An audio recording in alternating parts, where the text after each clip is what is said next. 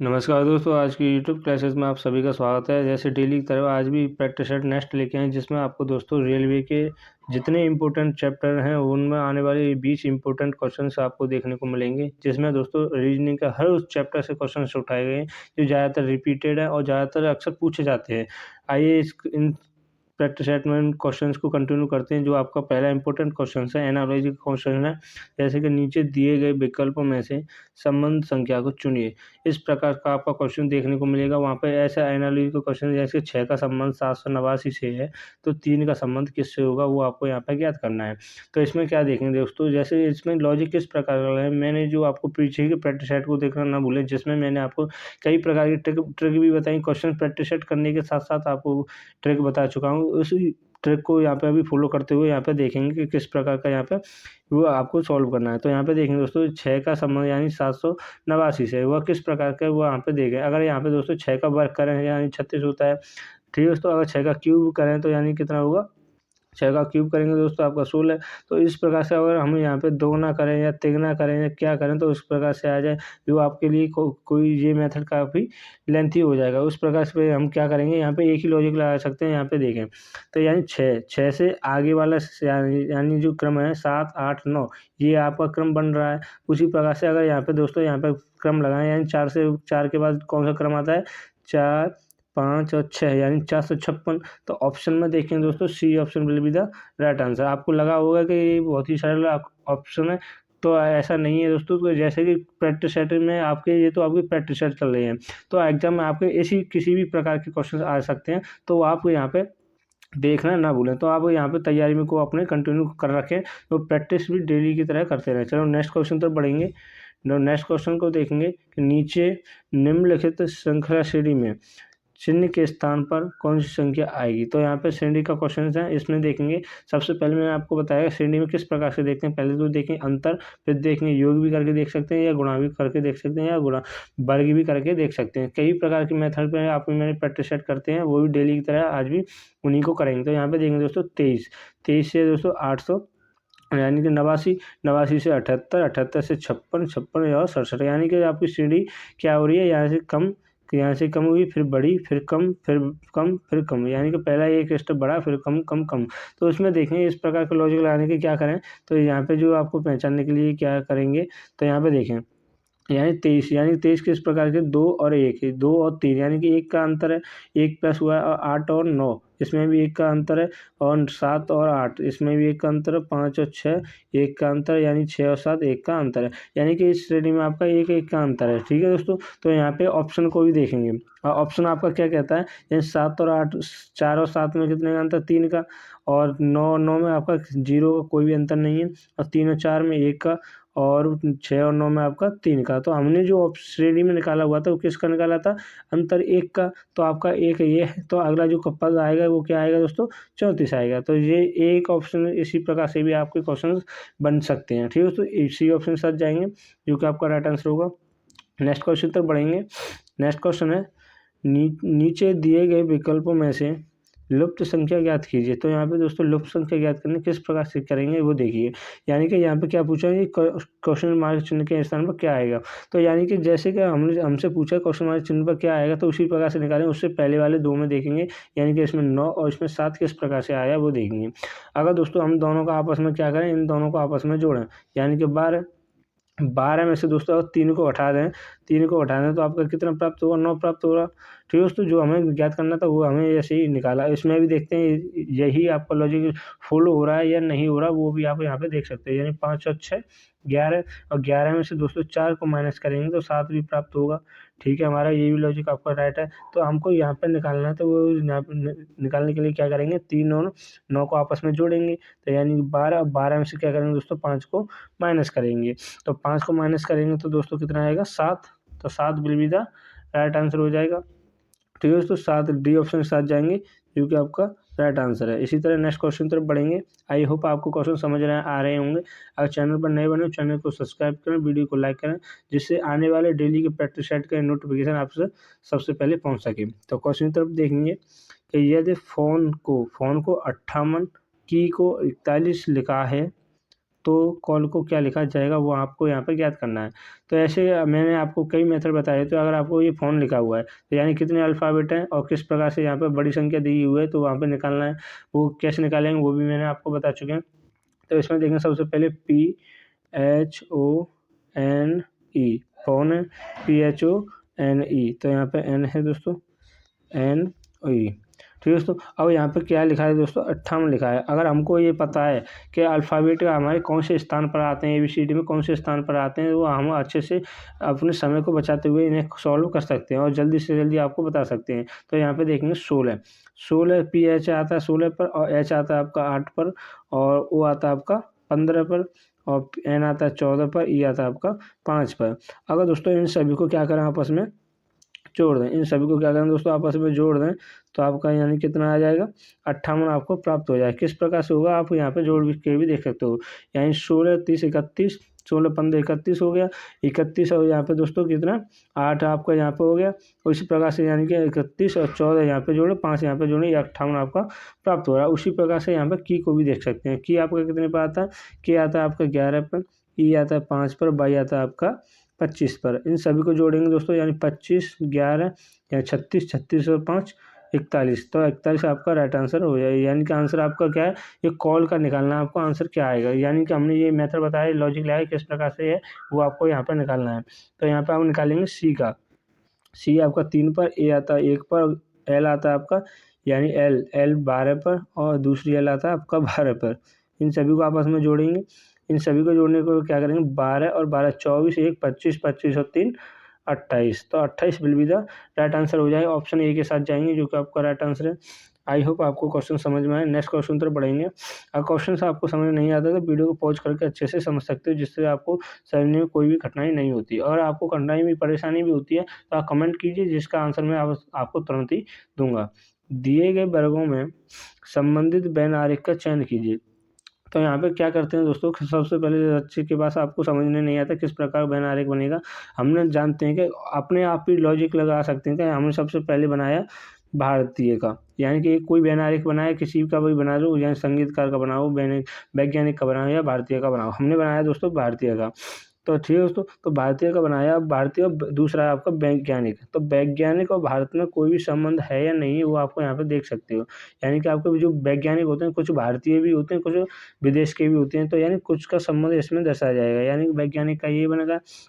अब बनाएंगे दोस्तों संगीतकार, और संगीतकार का संबंध देखेंगे वैज्ञानिक से और भारतीय से है या नहीं है वो देखेंगे। तो यानी कि संगीतकार है, संगीतकार आपको जो संगीतकार पहले से रह चुका होगा तो वो आपका वैज्ञानिक भी हो सकता है पहले से, और वो आपका भारतीय भी हो सकता है। यानी कि आपका कुछ ही कुछ हो सकता है। तो इसका भी बैन आया कि दोस्तों किस प्रकार का बनेगा, इस प्रकार का। तो ये ऑप्शन में कौन सा है, यानी डी ऑप्शन। तो डी ऑप्शन आपका राइट आंसर हो जाएगा। ठीक है दोस्तों, आई होप आपको क्वेश्चन समझ में आए। नेक्स्ट क्वेश्चन तरफ बढ़ेंगे। नेक्स्ट क्वेश्चन है आपका, नीचे 4 समूह दिए गए हैं, यानी कि नीचे आपको 4 समूह दिए गए हैं, उनमें से भिन्न समूह का चयन कीजिए। उनमें से आपको किसका करना है, भिन्न समूह का चयन करना है। तो यहाँ पे देखेंगे दोस्तों, अब सी से X और H से S लिखा हुआ है। तो किस प्रकार से लिखा हुआ है तो यहाँ पे देख सकते हैं दोस्तों। तो आपका ये किस प्रकार लॉजिक है, यहाँ पे देखेंगे ये आपका एक विपरीत बनना है। यानी सी का विपरीत क्या होता है, एक्स होता है, और एच का विपरीत होता है एस। ठीक है दोस्तों, एल का विपरीत क्या होता है, और ओ होता है, और आपका और यहाँ पे आर का विपरीत होता है आई। तो टी का विपरीत जी और यू का विपरीत यू। और यहाँ पे जो निकालना है किसका है, तो आपका बी का विपरीत क्या होता है बाई, और पी का विपरीत होता है के। यानी कि पी का विपरीत क्या होता है दोस्तों, के होता है। तो इसमें दिया क्या है, क्यू दिया है। जो हमें भिन्न निकालना था वही आपका राइट आंसर हो जाएगा। यानी कि क्यू का विपरीत जो होता है वो होता है आपका जे होता है, और पी का विपरीत होता है के। तो इस प्रकार से ये भिन्न है। ठीक है दोस्तों, बी डी ऑप्शन साथ जाएंगे जो कि आपका राइट आंसर होगा। नेक्स्ट क्वेश्चन तरफ बढ़ेंगे। नीचे दी गई अक्षर श्रृंखला श्रेणी को ज्ञात कीजिए। तो यहाँ पे श्रेणी के क्वेश्चन से आपको कई प्रकार के बताए, कई मेथड से भी आते हैं, कई लॉजिक भी आपको बताया जो अच्छे से आप समझ सकते हो। यहाँ पे देखेंगे डायरेक्टली लॉजिक की तरफ चलेंगे। यानी कि ए से सी कितना प्लस हुआ दोस्तों, 2 प्लस हुआ, 2 प्लस हुआ। सी से ई में भी आपका 2 प्लस हुआ है, और ई से जी में भी आपका 2 प्लस हुआ है, और जी से आई में भी आपका 2 प्लस हुआ है। तो अगला जो पद आएगा आई में अगर दोस्तों 2 प्लस करेंगे, आई यानी कितने स्थान 9 पर, 9 में 2 प्लस करेंगे 11 पर क्या आता है दोस्तों के आता है, तो यहाँ पर के हो जाएगा। अब यहाँ पे देखेंगे दूसरे क्रम को, यहाँ पे दूसरे क्रम को देखेंगे तो यानी आर से पी किया तो यानी कि 2 दोस्तों माइनस हो रहा है यहाँ पे, तो पी से एन यहाँ पे भी 2 माइनस हो रहा है, और एन से एल भी माइनस भी 2, और एल से जे हुआ है तो इसमें भी -2 हुआ है। तो ये दोस्तों अगर 2 में एल जे आता है आपको 10 में से 2 माइनस करेंगे तो 8 पर क्या आता है आपका एच आता है, तो एच आपका यहाँ पर हो जाएगा यानी के एच आपका राइट आंसर होगा, यानी ऑप्शन में देखेंगे बी ऑप्शन आपका राइट आंसर है। ठीक है दोस्तों, बी ऑप्शन साथ जाएंगे जो कि आपका राइट आंसर होगा। इसी तरह नेक्स्ट क्वेश्चन तरफ बढ़ेंगे। नेक्स्ट क्वेश्चन है इम्पोर्टेंट है कि नीचे दी गई आकृति में कितने आयतों की संख्या है वो आपको यहाँ पे ज्ञात करनी है। तो यहाँ पे आयतों की संख्या आपको यहाँ पे डायरेक्ट कंपलसरी है, आपको ट्रिक भी नहीं लगानी पड़ सकती है। यहाँ पे आप गिन सकते हो एक जो आयत क्या होता है जिसके आमने सामने की भुजा होती है वो आपके दोस्तों आयत कहलाता है। उसी प्रकार से देखेंगे एक यहाँ पे 2 3 4 5 6 7 8 और 9 और आपका 10 और एक ये पूरा आपका 11। तो ये इस आकृति में कितने आपका जो आयत हैं आपके 11 हैं, तो 11 ऑप्शन है आपका C option will be the right answer हो जाएगा। ठीक है दोस्तों, नेक्स्ट क्वेश्चन तक बढ़ेंगे। ऐसे ही क्वेश्चन आ जाते हैं कभी कभी आपको प्रैक्टिस में, आपको लगता है जब आप घर पर प्रैक्टिस कर रहे हो तो आपको लगता है कहीं बहुत सर बहुत सरल क्वेश्चंस करा रहे हैं, वो नहीं है। पर आप जब एग्जाम में देखते हो इन्हीं क्वेश्चंस को, आपको दिखता है कि एक तरफ टाइम चल रहा है और दूसरी तरफ हम इस क्वेश्चन को हल कर रहे हैं, तो कितने टाइम में उसे अटेंड करना है और कितने टाइम में हमें उन्हें देखना है। तो उसी प्रकार से आप यहाँ पर तैयारी को अपना कंटिन्यू बनाए रहिए जो कि आपकी तैयारी को और भी इम्प्रूव कर सके। ठीक है दोस्तों, क्वेश्चन की तरफ चलेंगे। नीचे दिए गए विकल्पों में से संबंध शब्द का चयन कीजिए। एनालॉजी का क्वेश्चन है, जैसे मैंने आपको पीछे क्वेश्चन से बताया वो अंकों के आधार पर इसमें भी बताया आपको इसी प्रकार से होता है। तो यहाँ पे देखते हैं कुवैत का संबंध दीवान से है, दिनार से है, तो ईरान का संबंध किससे होगा वो आपको यहाँ पे याद करना है। जैसे कि दोस्तों यहाँ पे देखेंगे कुवैत दिनार की क्या है दोस्तों, एक मुद्रा है। यहाँ पे ये क्या है दोस्तों, दिनार की मुद्रा है। तो ईरान की मुद्रा क्या है वो आपको यहाँ पे बताना है। तो ईरान की जो मुद्रा है आपका वो आपका रियाल, यानी इस बी ऑप्शन के साथ जाएंगे जो कि आपका राइट आंसर होगा। ठीक है, तो रियाल जो कि ईरान की क्या है दोस्तों मुद्रा है। इस नेक्स्ट क्वेश्चन को देखेंगे। नेक्स्ट क्वेश्चन है श्रृंखला श्रेणी को पूरा कीजिए। यहाँ पे श्रृंखला श्रेणी को पूरा करना है वो किस प्रकार से करना है, मैंने आपको कई 2 प्रकार से बताए हुए थे। आप यहाँ पे ऑप्शन में यानी क्वेश्चन में ही आपका आंसर देख के भी इसे कर सकते हो, और यहाँ पे या तो इन्हें काउंट करके छोटे छोटे पार्ट में तोड़ के भी आप यहाँ पे कर सकते हो। ये किस प्रकार से करना है वो आपको हम यहाँ पे बताएंगे। तो यहाँ पे देखेंगे जैसे कि NML जे से पहले क्या है यहाँ पे दोस्तों जे है, तो यहाँ पे भी हम क्या कर देंगे जे को कर देंगे। जे को हमने कर दिया। अब जे के बाद क्या करेंगे, अब हमारा एक क्रम बना है यानी NML जे। ठीक है दोस्तों, यहाँ से एक हमारा क्रम बना। अब यहाँ से करेंगे आगे, यहाँ एन के बाद क्या है एम है, तो हमने यहाँ पे एम फिल किया LJJ, यहाँ से एक क्रम पूरा हुआ और यहाँ पे क्या आएगा एन आएगा। तो ये कि यहाँ पे क्रम पूरा हो रहा है यानी NMLJJ MLJJ, तो यहाँ पे भी आपका जे आ जाएगा।